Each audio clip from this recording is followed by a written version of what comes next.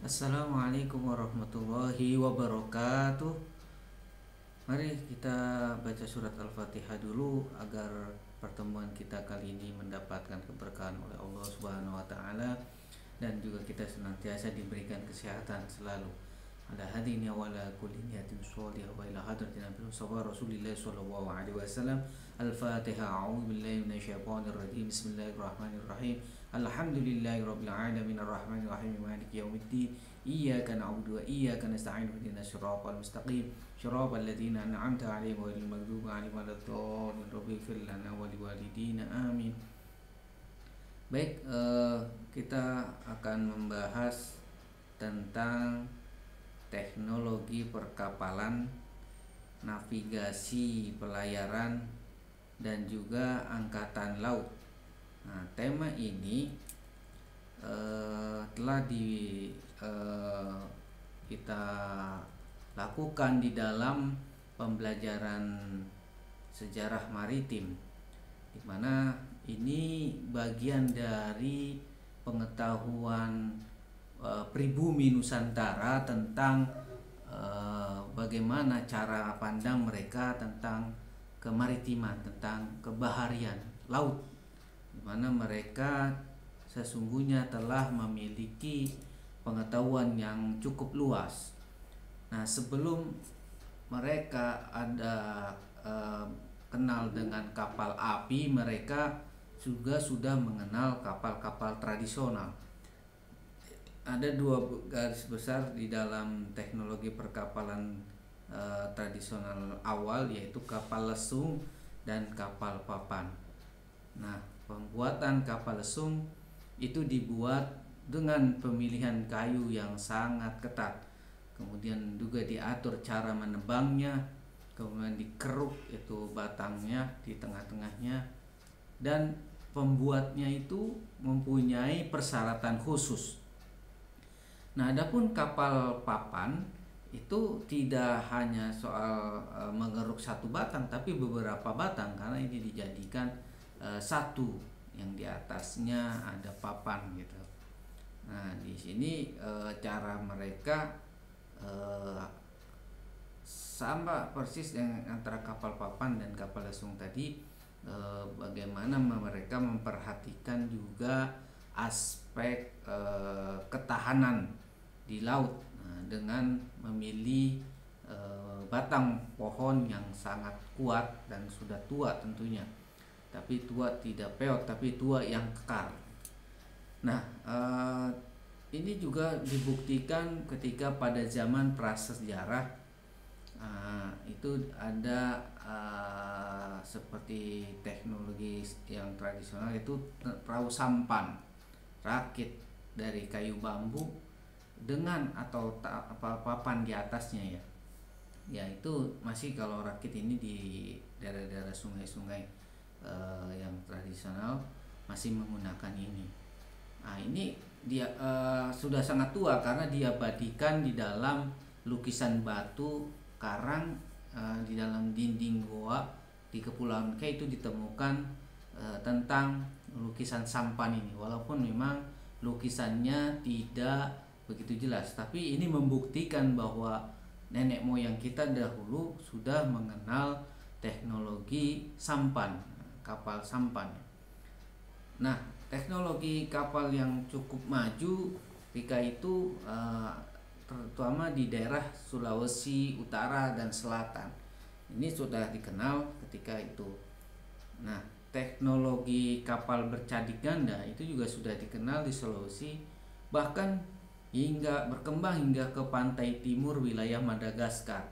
Nah, di sini ada pengaruh dari Sulawesi bersamaan juga dengan teknologi kapal bercadik tunggal. Ganda, kalau ganda yang kiri kanannya ada, kalau yang tunggal ya satu saja itu. Nah, ini cadik ini berguna untuk menahan hempasan ombak. Nah, di masa Sriwijaya itu juga telah membuktikan adanya kapal besar yang dimilikinya, karena dia cukup tangguh. Armada laut daripada Sriwijaya ini bertugas sangat berat untuk menjaga perairan di pengamanan juga di Laut Cina Selatan maupun Samudra Hindia. Nah, dikatakan bobot kapal dari Sriwijaya ini dari 250 sampai 1000 ton dengan panjang 60 meter dan dapat menampung hingga 1000 orang. Ini belum termasuk barang. Nah, pada abad ke-16 kapal Jung dari Cina ini bisa dikatakan meniru daripada kapal Sriwijaya gitu. Nah, Antonio Galvao pernah menjelaskan tentang tata cara membuat kapal orang Maluku. Nah, dikatakan bahwa kapal itu dibentuk di tengahnya itu menyerupai sebuah telur, dan di kedua ujungnya dibuat melengkung, antara ujung itu melengkung begitu, melengkung ke atas sehingga dapat dimungkinkan berlayar maju atau mundur. Nah, jadi kapal ini tidak menggunakan teknologi paku, tapi antar batang pohon diikat dengan ijuk. Nah, dan dari bagian itu dibuat seperti lubang. Lubang-lubang ini membuat seperti pena yang kemudian bisa dimasuki oleh pena ya, maksudnya untuk menyambungkan antar papan. Jadi semacam pena tapi dari kayu itu. Jadi untuk menyatukan beberapa papan hingga untuk agar rapat, bisa mencapai kerapatan yang luar biasa tanpa teknologi paku ya. Nah, kemudian ada perpaduan teknologi Eropa ketika pada abad ke-16 seiring datangnya bangsa Portugis ke Nusantara di Malaka tahun 1511. Nah, ini kedatangan Portugis membawa imbas pada perpaduan teknologi. Nah, pada waktu itu ada seorang Portugis yang ditunjuk sebagai konsultan pembuatan kapal yang dilakukan oleh Van Linschoten. Selain ini dia sebagai penasihat, dia juga mentransfer pengetahuan tentang pembuatan kapal ke orang-orang yang ada di Malaka. Nah, dan menurut kesaksian Willem Ludwigs, ini kapal perang Banten itu yang dimiliki oleh Kesultanan Banten ini adalah representasi arsitek lokal dan Portugis ya, kemampuan teknologinya ditransfer kepada juga teknologi kapal dari lokal. Nah, di mana kapal tersebut terdapat ruang di bawahnya, di mana ruang itu ada tempat yang luas untuk para pendayung-pendayung mengayuh gitu. Dan di atasnya ada geladak yang digunakan oleh para prajurit untuk agar fokus untuk melihat musuh di dalam peperangan gitu. Nah, di Jawa itu juga sangat terkenal dalam pembuatan kapal tradisionalnya ya, dimana pada abad ke-16 ini sudah sangat dikenal sehingga seorang Albuquerque itu membawa 60 orang tukang meninggalkan Malaka pada tahun 1511 itu untuk ke Jawa. Nah, di mana di Jawa ini pusatnya terdapat di Lasem. Jadi letaknya dekat dengan Pelabuhan Tuban dan Jepara serta dekat dengan hutan jati Rembang yang dimana bahan dasar dari pohon-pohonnya itu batang pohonnya diambil dari hutan jati Rembang. Nah, kapal Jawa juga sudah membuktikan pada abad 16 itu, tepatnya pada tahun 1513 ketika Adipati Unus dari Demak itu menyerang Malaka dengan membawa 100 kapal dan dengan paling bobot terkecil 200 ton. Ini 100 kapal, bayangkan, berarti itu sudah sangat mengenal teknologi perkapalan sebelum datangnya orang-orang dari Portugis tersebut. Nah, di Kepulauan Maluku juga sangat terkenal dengan kapal lautnya, terutama ada namanya pada abad ke-15 ini Pigafetta menganggap teknologi yang terbaik ketika itu adalah perahu kora-kora yang digunakan oleh orang Maluku untuk mengangkut barang dan dagangan. Dan juga di Kepulauan Kei, sebagaimana tadi ditemukannya lukisan sampan di Goa ya, Kei ini Ini juga termasuk sebagai pembuat kapal yang sangat bagus. Jadi dikatakan ketika selesai pada tahun berikutnya mereka menjual kapal buatannya itu ke Pelabuhan Maluku, dan dari Pulauan K ke Pelabuhan Maluku. Kita sampai kepada pembicarakan tentang teknologi pelayaran atau navigasi. Nah, yang sangat sederhana adalah teknologi mengetahui angin musim, angin laut, dan angin darat. Jadi pada waktu itu mereka sudah mengenal angin laut dan angin darat. Ketika pagi mereka berangkat ke laut, kemudian sore angin itu bertiup ke darat. Nah, kemudian ada juga angin yang membawa angin yang agak lama, itu disebut angin musiman atau arus musiman, seasonal stream. Dikenal di Jawa ini ada angin musim. Angin musim ini pada bulan-bulan tertentu, di bulan Oktober misalnya dari arah timur, dari Maluku ke ujung Pandang, Gresik, Demak, Banten, atau Malaka sampai ke daerah barat yang lainnya. Sebaliknya kalau bulan Maret baru mereka pulang dari wilayah barat ke bagian timur. Nah, ini mencapai waktu hingga 6 bulan. Jadi mereka menunggu musim ini untuk pulang, bahkan untuk perginya juga mereka menunggu, karena sangat bertumpu pada pelayaran angin gitu. Nah, ini kita juga mengenal navigasi laut yang di lokal itu juga dimiliki oleh orang-orang Nusantara ketika itu. Nah, yang dibuktikan mualim lokal ini, orang Portugis itu ketika pertama kali berlayar ke Nusantara itu menggunakan jasa mualim lokal. Nah, ekspedisi Magellan tahun 1521 itu Elcano menculik 2 perahu yang sedang berlayar tuh, pandu lokal dipaksanya untuk mengantarkan mereka dari Filipina menuju Tidore untuk mencari rempah-rempah ya. Dan pelayaran pertama Belanda juga, Cornelis de Houtman itu selain menggunakan orang Portugis sebagai petunjuk jalan, mereka juga menggunakan mualim lokal. Jadi diceritakan mereka itu membayar sewa 5 real untuk pelayaran ke Selat Sunda dan mengantarkan ke wilayah Banten. Nah, ini mereka membuktikan bahwa orang-orang lokal sudah terkenal tahu laut, jalur laut ini. Dan Sriwijaya memang ini dikenal sebagai penguasa perdagangan di laut. Ini yang pada mulanya perdagangan bersifat darat ya, jalur sutra di darat. Jadi kalau ada jalur laut ya bisa dikatakan jalur rempah ya, nasional pribumi ini.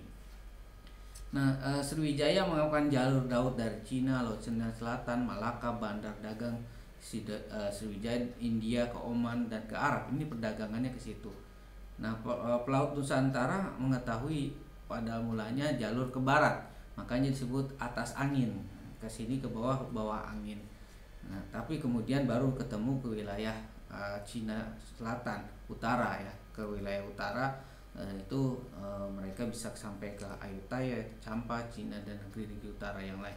Nah, waktu tempuhnya pasien ini pada tahun 414 berlayar dari Kanton ke Malaka mencapai 50 hari. Sebaliknya Tommy Pire tahun 1517 ini 45 hari. Changchun abad ke-7 ini dari Kanton sampai mulai 20 hari.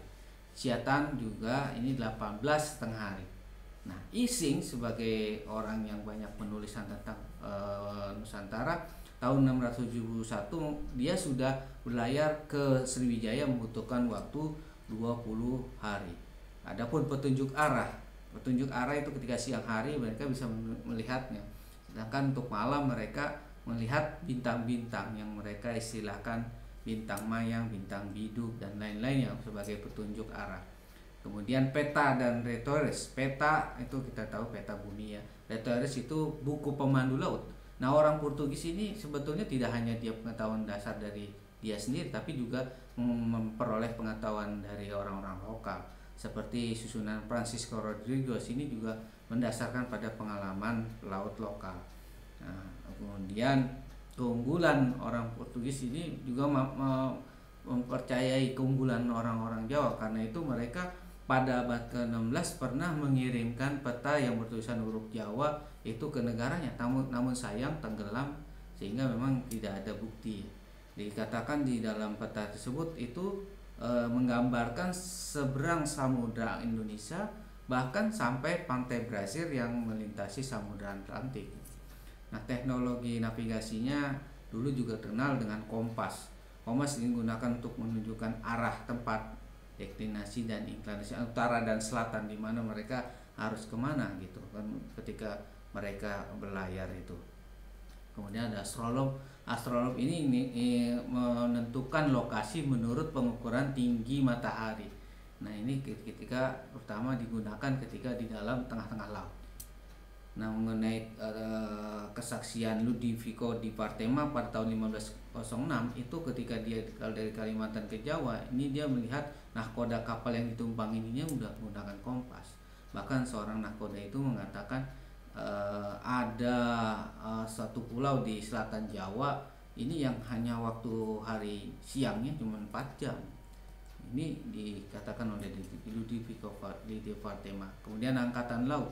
Nah, posisi angkatan laut dari Sriwijaya itu langsung berada di bawah Sriwijaya, sejajar dengan Mangkubumi ya. Patih Perdana Menteri. Tugas utamanya menjaga teritorial Sriwijaya dan menjaga kepentingan perdagangan laut. Mereka mengamankan, berpatroli untuk daerahnya, bahkan ke daerah yang tidak bertuan mereka ajak gabung untuk bersama-sama menjadi bagian dari kerajaan Sriwijaya. Dengan kekuatan ini keamanan laut waktu itu terjaga dengan baik. Nah, untuk mencapai menciptakan angkatan laut yang kuat, kapal itu dibuat dengan pohon yang kuat. Nah, itu kemudian kapal juga dipersenjatai dengan anak panah, tombak, parang, pedang, senjata jarak jauh, dan terutama bola api yang ditembakkan mereka untuk terutama kapal-kapal perompak, dan mereka ini ditindak tegas, dibunuh dan dibuang ke laut sehingga para perompak takut. Nah, Sriwijaya juga membuat pangkalan-pangkalan laut di Jambi, Kepulauan Riau, Semenanjung Melayu, dan pantai Sumatera Utara, sehingga mereka kalau ada ancaman mereka bisa langsung bergerak. Hal ini juga dilakukan oleh Kerajaan Majapahit. Negara Kartagama menyatakan Majapahit itu punya pasukan laut yang besar untuk melindungi daerah protektoratnya, bawahannya, menghukum bawahannya yang membangkang.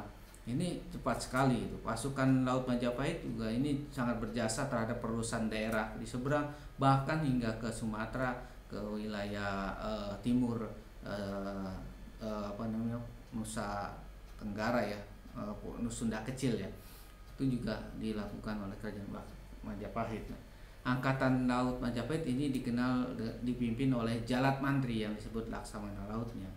Nah, Majapahit juga sama dengan Sriwijaya punya daerah-daerah pangkalan, di mana pangkalan-pangkalan itu berguna nanti untuk dari ancaman negara-negara lain, kerajaan-kerajaan lain. Jadi mereka cukup cepat untuk melakukan itu. Nah, inilah kepelayaran teknologi perkapalan dan juga navigasi dan juga keangkatan laut. Bisa kita bayangkan berarti kuat sekali kemaritiman Nusantara kita ini dengan bukti-bukti yang ada sehingga mereka bisa menguasai laut. Makanya benar nenek moyang kita adalah seorang pelaut. Karena itu kita harus memikirkan laut. Jangan sampai laut ini dikuasai oleh orang-orang yang tidak berkepentingan, terutama negara-negara asing. Dan wajar pemerintah kita membuat tol-tol laut. Nah, ini maksudnya untuk mencapai kepada romantisme masa lalu di mana ini dapat membantu orang-orang di pesisir laut, bahkan yang jauh dari pusat di negara kita ini, mereka bisa mendapatkan hak-haknya lebih murah dengan harga bensin yang sama dan juga semen yang sama dan juga bahan pangan yang sama. Ini sangat membantu sekali kekayaan kita ada di laut bukan di darat. Jadi perlu kita perhatikan baik-baik sehingga kita bisa belajar dari sejarah kebesaran kerajaan Sriwijaya, kebesaran kerajaan Majapahit. Demikianlah pertemuan kita kali ini dalam pembahasan ini. Mudah-mudahan ada hikmah dan manfaatnya. Saya ucapkan terima kasih. Assalamualaikum warahmatullahi wabarakatuh.